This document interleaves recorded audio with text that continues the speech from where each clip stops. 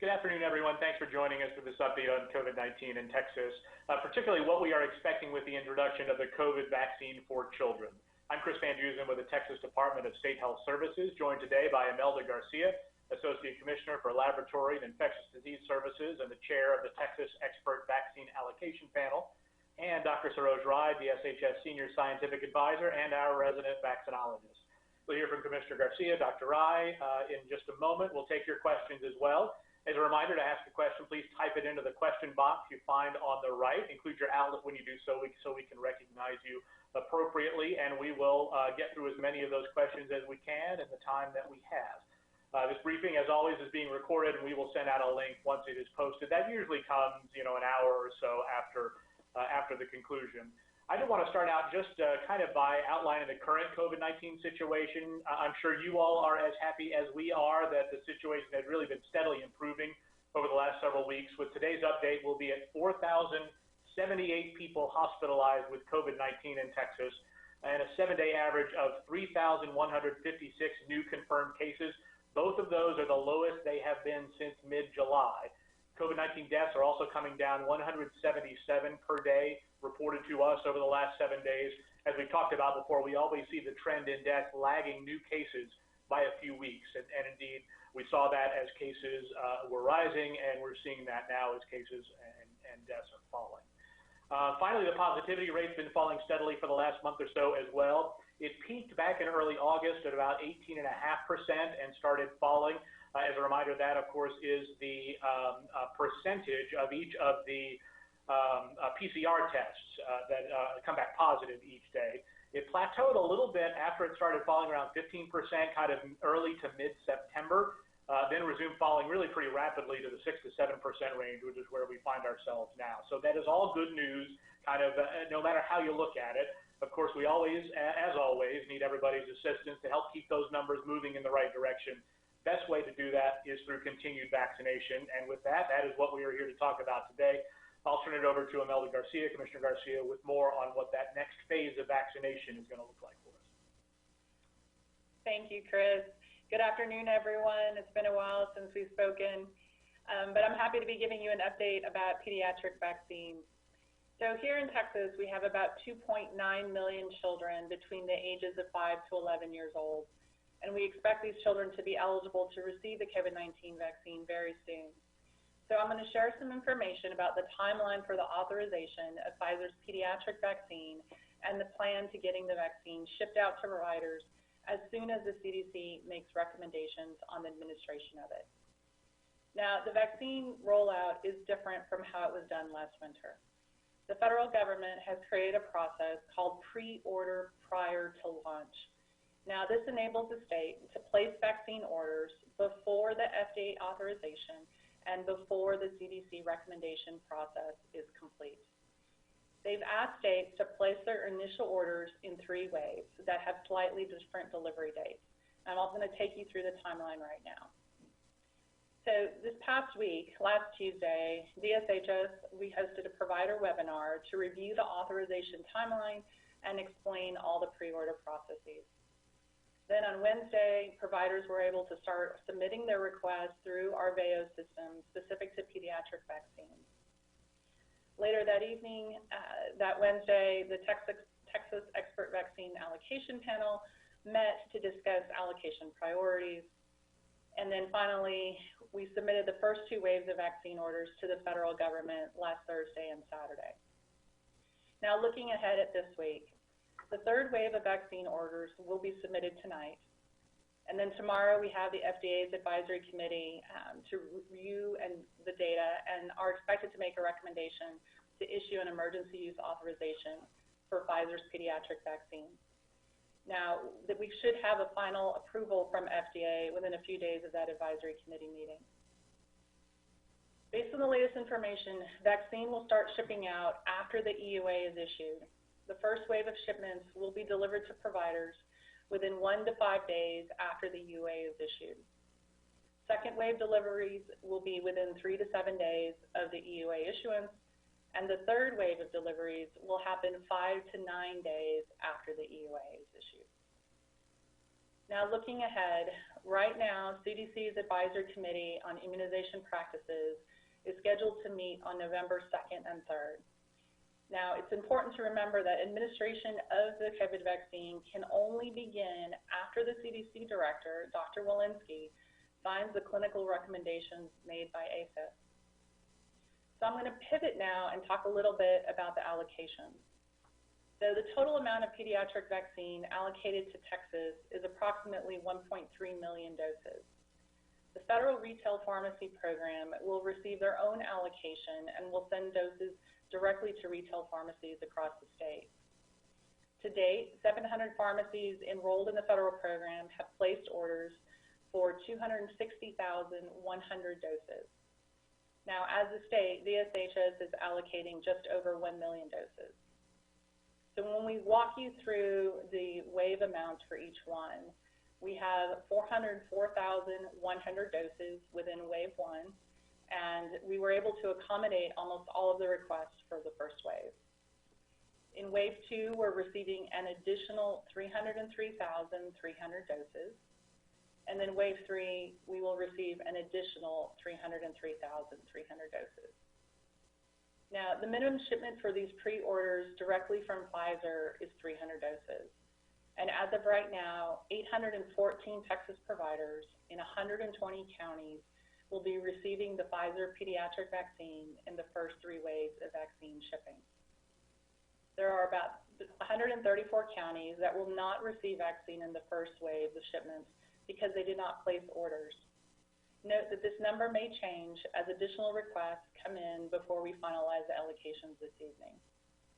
We realize that many providers will not need 300 doses, and so we have pre-ordered vaccine that we will break down into smaller shipments. The delivery of these smaller shipments will follow the initial wave of delivery. So I'm going to go ahead and let our Senior Scientific Advisor, Dr. Saroj Rai, talk about what we know about the pediatric vaccine formulation and administration. So with that, I hand it over to you, Saroj. Thank you, Commissioner. Good afternoon, everyone. It's good to be with you. As Commissioner Garcia mentioned, the FDA's Advisory Committee, VRBPAC, will meet tomorrow to discuss the overall safety and efficacy of the Pfizer COVID-19 vaccine. And they will take a lot of time to discuss in detail both the efficacy and safety. But overall, based on the results reported to the FDA by the manufacturer, Pfizer, the overall vaccine effectiveness is, for this population, 5 to 11 years of age, is about 90% vaccine effectiveness. The most common side effects reported were pain at injection site, fatigue, and headache. And based on the results reported, there were no cases reported of myocarditis and pericarditis. Now, I do want to just take a minute to discuss the vaccine formulation, because there are some similarities of this 5 to 11 years of vaccine formulation, but there are some very important differences that we want to make sure our providers are aware of. So the similarities between the current vaccine that is known as the purple cap vaccine, so our providers may have this in their refrigerators currently, versus the pediatric 5 to 11 that is about to come is an orange cap vaccine. So the similarities are that both the 5 to 11 or 12 years and older, so the orange and the purple cap vaccines, are both 2-dose series vaccine given 21 days apart. But the differences are the pediatric 5 to 11 years old is about third the doses of the 12 years and older. So the 12 years and older, the purple cap vaccine that our providers currently have in their clinics or offices is 30 microgram per dose. The pediatric 5 to 11 is 10 microgram dose. So it's really important that given the differences in the vaccine doses, and there are some other dilutions and administration concentrations that will be communicated as the vaccine gets authorized, that if our providers have the current purple vaccine in their purple cap vaccine in their refrigerator, that particular vaccine cannot be administered to our 5 to 11-year-old age population. So if providers, you are looking to administer vaccine to this age group, 5 to 11 years old, it is really important that those providers place an order in our vaccine allocation and ordering system for this new orange cap vaccine. And we really want to make sure all our providers who have intentions to vaccinate really order this orange cap. So things to remember: orange is the pediatric vaccine, 5 to 11. Purple is the 12 years and older. Thank you. Back to you, Chris. Thank you very much, Dr. Rai. Commissioner Garcia, that is what we've got for now. Let's open it up to questions. As a reminder, if you'd like to ask a question, please type your question into the question box. It should be on the right side of your screen, unless you moved it around somewhere. Just type that in, type in your question, your outlet, and we will work through those. We have one waiting now. Keira McCarthy with the Fort Worth Star Telegram gets the first question. She has, given pediatricians success at vaccinating children against childhood vaccines or against childhood illnesses, how big a role will pediatricians' offices play in the rollout? Is the state reaching out to pediatricians to encourage them to register as vaccine providers? Thank you for that question. So yes, we are actively encouraging pediatricians that if they have not signed up as a COVID vaccine provider, that they should enroll as a provider. For all of the ones that are already registered, we have been in close communication with them, encouraging them to place their orders within our system to ensure that they get some of the first doses that will arrive in Texas. Our communications will continue to pursue even as we go on throughout the months, throughout the fall. And now with some of the formulation changing, that not ultra cold storage is required, you can keep it in a regular refrigerator for much longer. Hopefully that barrier has provided some relief to providers for them to start considering administering the Pfizer brand as well. One follow-up from the Fort Worth Star Telegram. Will the state encourage school-based clinics to participate as well? Offering them in school buildings during school hours. And I think, that really kind of goes to, it's really going to be a whole universe of different kinds of providers. But I think, and you can elucidate this a little bit more, Mel, if you would, but just that we, really are relying on the kinds of providers that typically provide care to people in this age group. No, absolutely. So we have many school-based clinics that have already placed their orders for the new Pfizer pediatric vaccine, and we will continue to encourage them. The vaccine rollout this go around, we really want to leverage every provider across the state that is eligible to receive the vaccine. And so this is where not just relying on one particular set of providers, but really leveraging every single office site that we possibly can to make it easily available is really important. Next question from Teresa Woodard with WFAA, who is struck by the fact that fewer than 50% of Texas counties ordered the vaccine. Does that present a concern about access? And what type of outreach are you doing to contact the counties that ordered none? So first, it's important to remember that the Federal Retail Pharmacy is also placing orders against that. And so there will be additional counties that are picked up with that information. And so we just don't have all of that full visibility quite yet. But that number will increase. And it will increase just later today as we pull in those final amounts. Now, one of the things that we are actively doing is making sure that providers know how easy it is. We are doing special reach outs to communities in order to encourage them to place their orders. But most importantly, because we are also sending some to one of the state contracted facilities, even if providers miss this initial pre-order piece, they're still able to place an order within our VAO system for smaller amounts or even larger amounts if they just totally miss the deadline in order to receive vaccine in anticipation of the authorization.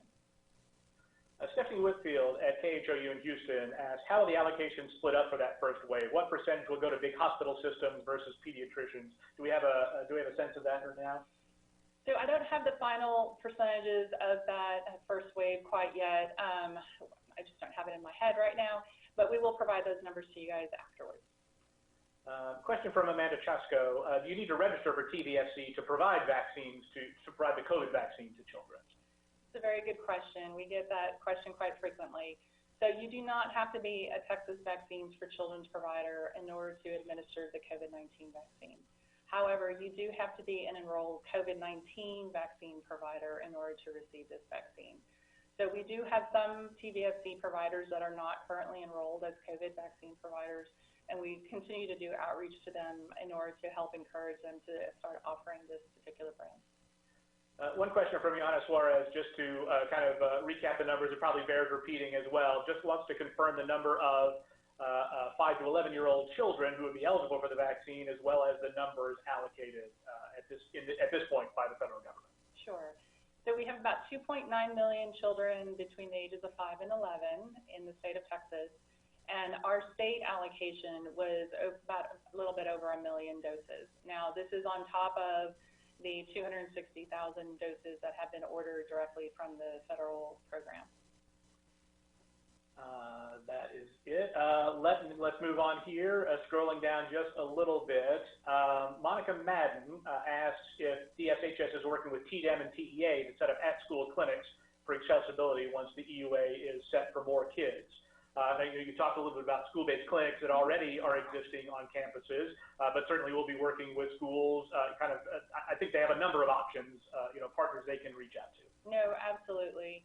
Y'all may recall when the 12 age range was newly added back in May, we worked very, very closely with all the schools in order to help partner them up with COVID vaccine providers that would be able to either bring it on site to them or offer special clinics and times for their populations to be able to be seen there. So all of those relationships are still in place. We are actively working across all of our state partners in order to make sure that the vaccine rollout for this new age group will go smoothly. A question from Dion Anglin at KDFW. Will there be any coordination with counties to set up community clinics and promote those clinics? Yes, and so DSHS, not only through our public health regions, but also through our contracted vendor teams, we will be coordinating with counties that may not have placed orders in order to offer the pediatric vaccine within those communities. So those conversations continue to ongo every day, and as soon as we have authorization, we'll be able to get those clinics scheduled. A couple of related questions, one from John Moritz at the USA Today Network and one from Andrew Lemparski at KXXV, Channel 25 in Waco, asking about sort of promotion, PSAs. Will DSHS be implementing any outreach programs to educate parents about the safety and benefits of the pediatric vaccine? So some of our new media campaigns have started to roll out.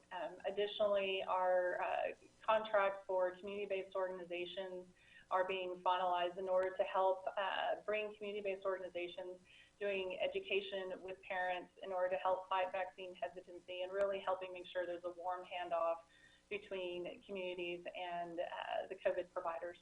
So all of that work continues to ongo. It continues to happen across the state, and we will see an increase in that communication here in the coming weeks. Stephen Epley asks if there will be a tiered rollout for children, for example, children who are immunocompromised, having a greater priority. How are we going to see that? That's sort of what we saw with the initial vaccine rollout, of course, those different tiers, those different categories. What's it going to look like for these younger children? So ultimately, we'll have to wait to see what FDA and the Advisory Committee on Immunization Practices and what the recommendations come out as, and we will follow the guidance that they are laying out. But, depending on how much vaccine is ultimately available and the vaccine uptake that we're seeing, those priority groups may become more important. However, we'll have to, it's still a waiting game at this point. But, it does seem like just sort of based on the numbers that we talked about, the supply is not going to be nearly as constrained when compared to the kind of the population that needs to be vaccinated.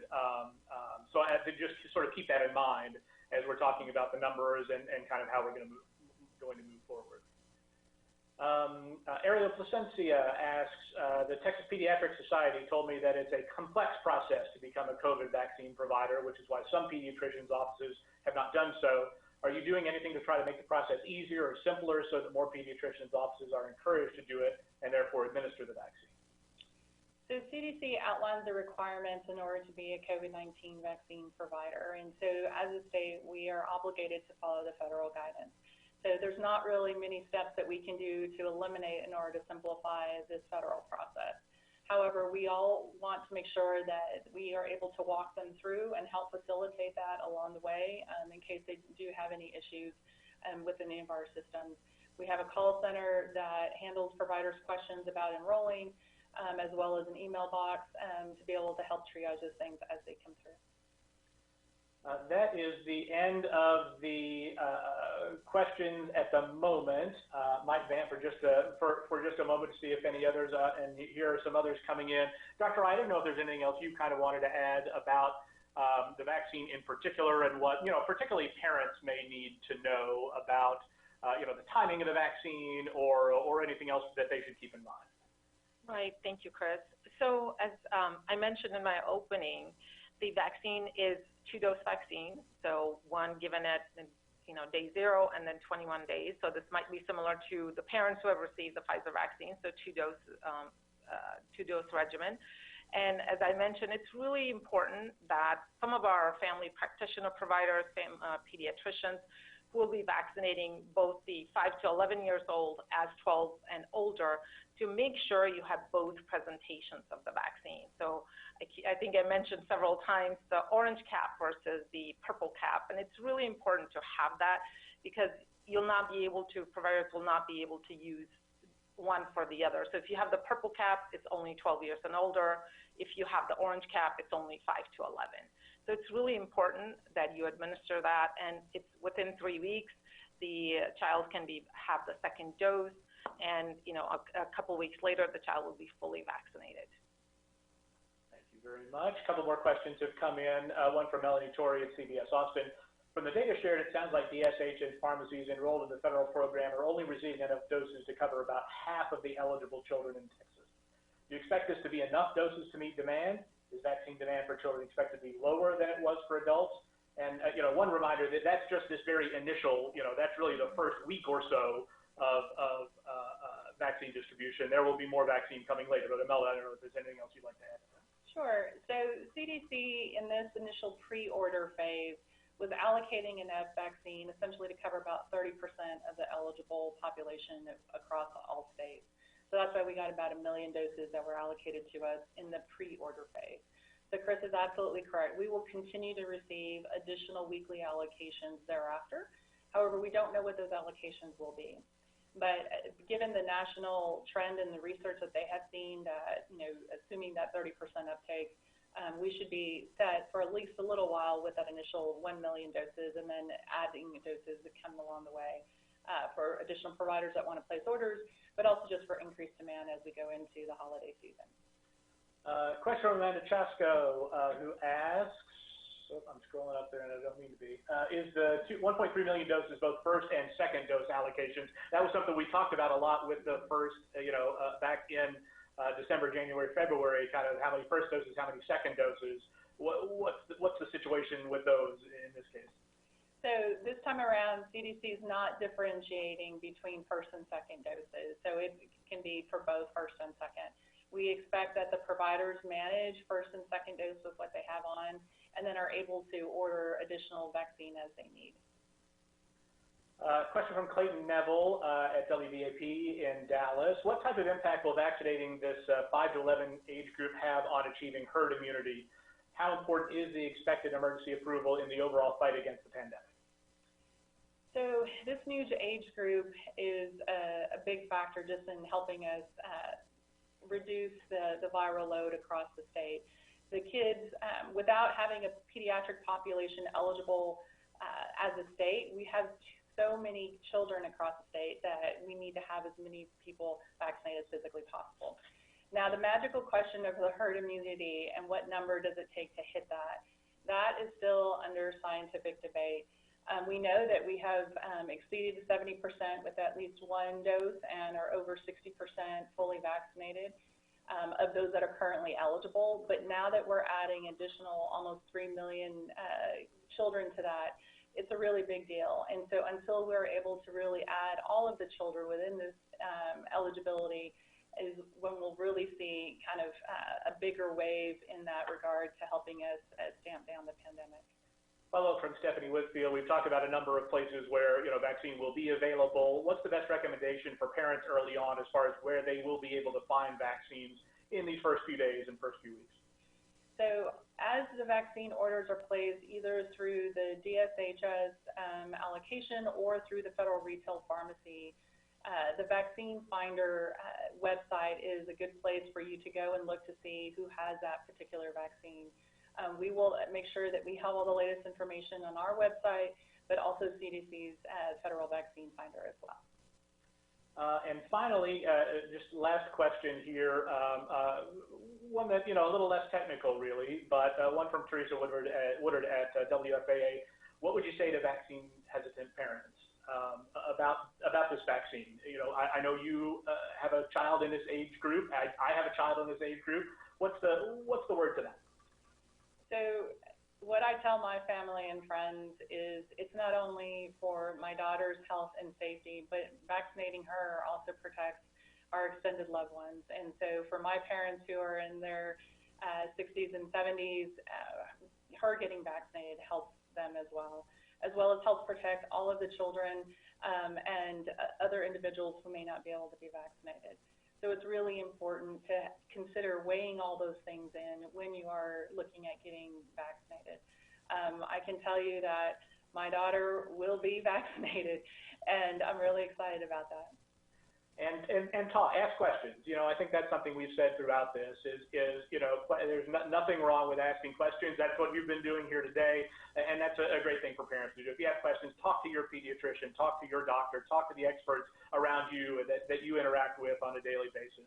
And it's certainly natural to have questions, and we want people to have those questions answered and have confidence in what the science shows about this vaccine being safe, about this vaccine being effective, not just for adults and adolescents, but for this child group as well. With that, we will leave it there. We are about out of time. Thank you once again for being with us today. Appreciate your attention. Appreciate your sharing this important information with parents. Hope you have a great rest of the week and have a happy Halloween.